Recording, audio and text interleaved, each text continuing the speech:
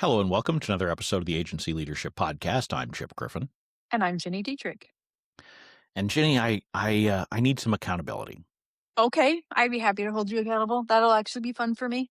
It is very difficult as a business owner to be truly accountable. And just before we started, I was relaying how I failed to get out a newsletter last week because I was tied up catching up after an emergency root canal. And so I did not get a newsletter out, and there was nobody there yelling at me to tell me that I needed. Well, actually, I take that back. I was going to say, I'm sure Jen, I think Jen asked me like 400 times, are we actually going to get a newsletter out today? Are we going to send me something? Will we have something? I'm sure that that's true. But it really underscores that as the owner, ultimately you make the decisions, and it is very difficult to have proper accountability for what you do or what you don't do. Yeah, it's super hard. You know, it's funny because we talk internally all the time about how I'm the bottleneck. And people are like, I really need you to review this, but there's also 6 direct reports and 6 people, different people saying, I really need you to review this. Things get bottlenecked. I've got my own priorities as well. So it's a real challenge. And even when you have, to your point, even when you have people saying, I need this, I need this, I need this, you ultimately make the decision on what's the priority and whether or not it gets done. Yeah, and it's, I think, a lot of times we'll have employees and we'll ask them to hold us accountable. And sometimes that works, but most of the time it doesn't. Right. The reality is that I have told many employees over the years, you need to hold me accountable for this or that. 95% of them won't, because they know you signed the paycheck. Right. I have been blessed to occasionally have some in that 5% who were persistent, and they would come camp out in my office and say, you told me you would get me this answer by this time. I need it. But that's a very, very small percentage of the people that I have worked with, at least, and I suspect that most owners have worked with. Yeah, I think it's twofold. I think there is an opportunity for your team to manage up. And by doing that, I think exactly what you're saying, like camp out in your office. Or I have one person on my leadership team who is phenomenal at coming to her one-to-one with everything she needs me to make a decision on. And if it's a document that she needs me to review, she provides me the highlights and she says, these are the 2 areas I need you to review, and I need it as soon as we hang up. And then she gives me 15 or 20 minutes back at the end of the meeting so that I can review those things. And then if I don't, like, I'm the asshole, sorry, the jerk that didn't do it because she gave me the time back and I did something else. So like, she does a phenomenal job of managing up, and that's how she does it. But I think you're right that it comes with experience. I think it comes with other leadership roles that they've played, like and some confidence, to be able to say to the owner or the person who signs the check, hey, you got to focus on this. Yeah, and I think even though it may not be as effective as you would like it to be to have your employees holding you accountable, you still need to create a culture in which it's possible to do that, where they are encouraged to do that, because that will at least provide some degree of accountability for your actions and follow through. Certainly more so than if you scare people off, if you kind of flick people away and say, no, stop bothering me about this. Right? If you do that, it's going to be really difficult to get any kind of sense of accountability with your team. And it really does help you to have that. We complain all the time about, clients who are on our back about this or that, but it does help us to make sure that things get done. And so as long as it's not overbearing, there is a benefit to that. Internally, we often have challenges with that, particularly for things related to our own business as opposed to for clients or for prospects. But we need to try to, as best as possible, create that culture where everybody is willing to step up and say, hey, this needs to be done. You are the blocker. And if they don't call you out on it, things are probably going to slip through the cracks.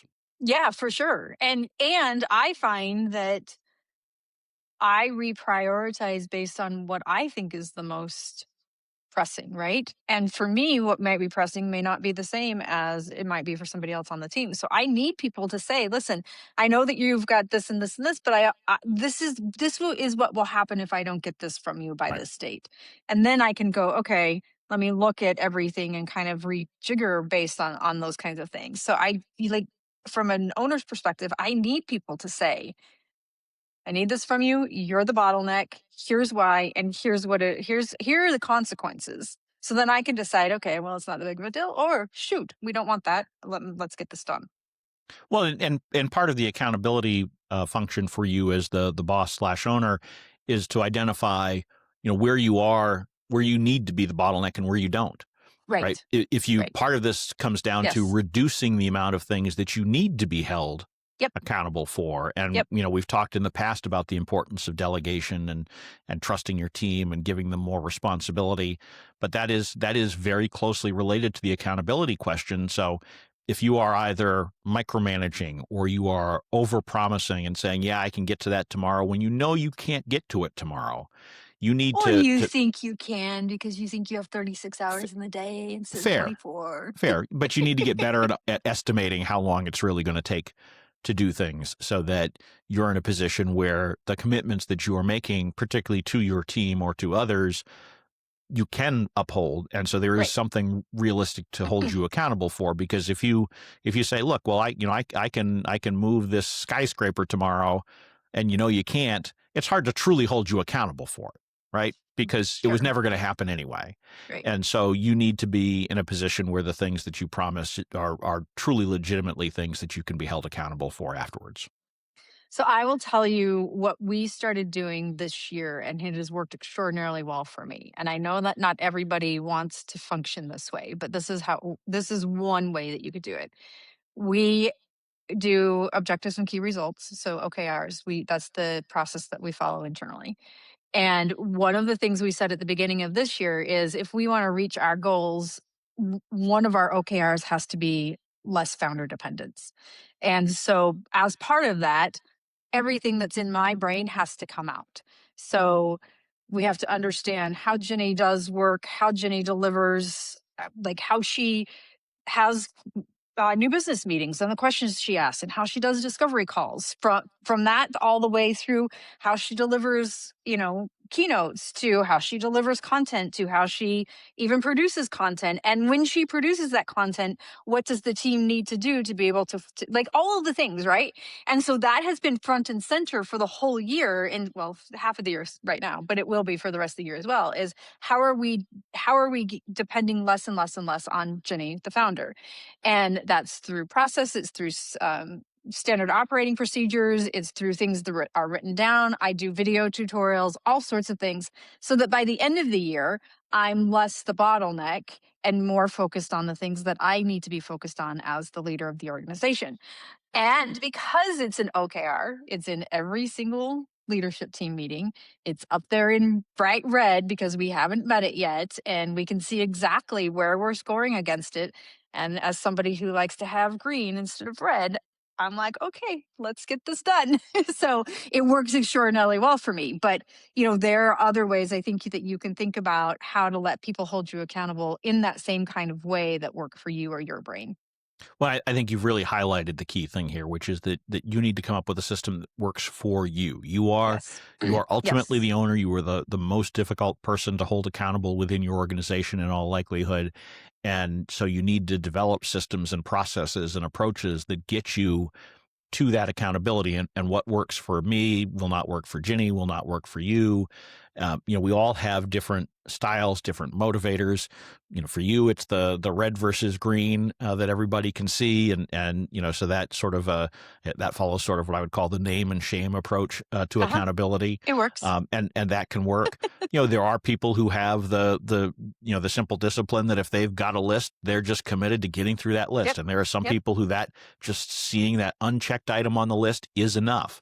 Yep. And certainly at a minimum, it's helpful for you to be tracking all of the things that you are accountable for that you need to do so that, you and perhaps your team can see, what's outstanding. And if you don't have that, it's really hard to be accountable, right? So you need to have, in my view, no matter what your style is, some sort of a tracker so that you know what it is, whether that's a note card like I use for my daily stuff that's the most important that needs to be done. I have a task manager for longer term stuff. You might have a project management system. Maybe you've got a whiteboard. I don't really care. Everybody kind of needs their system to make sure that they're at least doing some basic level of tracking of the things that they need to be accountable for. Otherwise, your odds of success are very, very low. Yeah, I totally agree with that. And I would say on the flip side, getting the work complete, honestly and truly, and I know we've talked about AI to death, but I don't know how I did my job without AI. Like, I look back on the last 3 or 4 years and I'm like, I don't know how I did my job without it, because it has stopped that procrastination that I have, where I'll get it done, but it will be the very last minute before the deadline, literally. And it has stopped that really bad habit of mine, because what I'll do at the end of the day is I'll say, okay, these are the 3 things I need to accomplish tomorrow.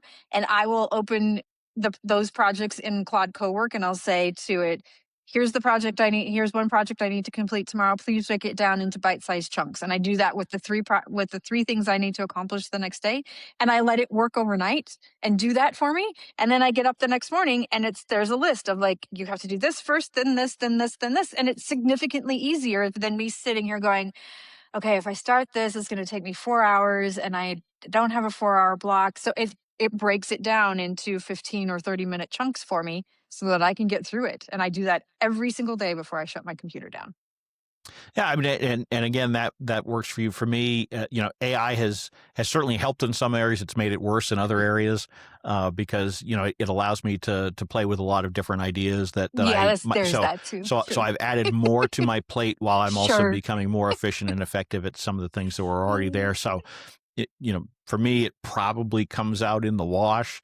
Certainly, there's a lot of things that I don't procrastinate on in the same way that I used to. I think about a presentation I gave earlier today that I actually put notes together on a week ago because I was using AI, and I took a few minutes to just kind of stream of consciousness, share some thoughts with Claude, and then it gave me an outline. So I actually had something ready to cook a week ago on that normally I would have been sitting down 15 minutes before the presentation and starting to make some notes about what I might talk about. So it was A, not last minute, and B, Claude helped me find some things that I might have overlooked. It helped me to organize them into a more logical fashion.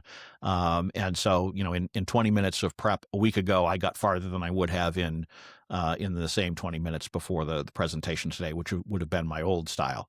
At the same time, I've got a whole bunch of different projects that I'm playing with Claude with that I probably would never even have attempted.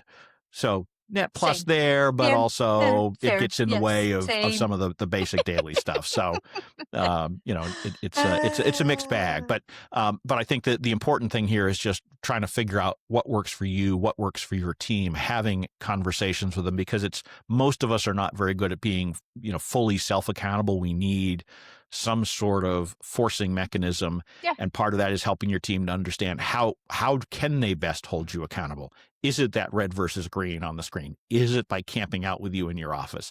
Is it by using those one-to-ones to be the mechanism that gets things done? What is it that will help you get your team in particular what they need? But not all of it can be done internally, right? So sometimes it's helpful to have some sort of external accountability force. Yep.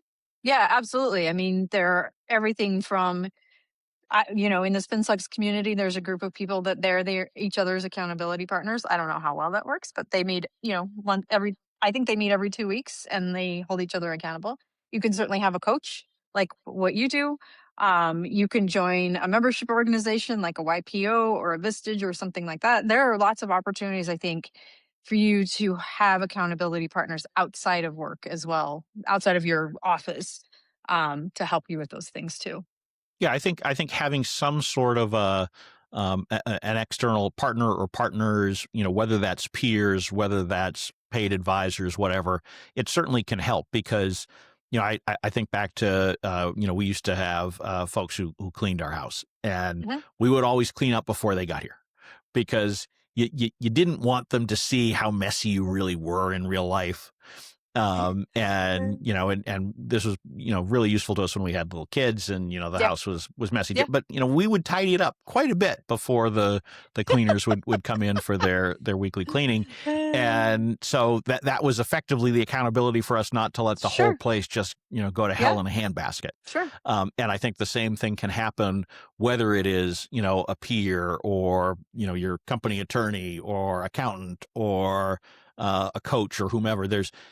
You just don't want to let people see things deteriorating. And so there's Right. a value to having those typically in addition to whatever mechanisms you have internally, right? Because this works better for the big picture stuff. Particularly if you're Right. sitting with Right. peers or something like that, Yeah. they're not going to help you with the accountability for the day-to-day tasks. Right. But they can help you for the big picture stuff. Like, I need to think about, shifting my focus for the business, or I need to think about our service offerings, or those kinds of I things. need to fill a pipeline. I need a new business Right. process. All of those things. Yeah. Right. Because some of these things may be things you don't even want to discuss with your team, right? Yeah. Particularly if it's, reshaping the business or something like that. That may be scary for a lot of your team to contemplate. They may not have the right skill sets to help you navigate that.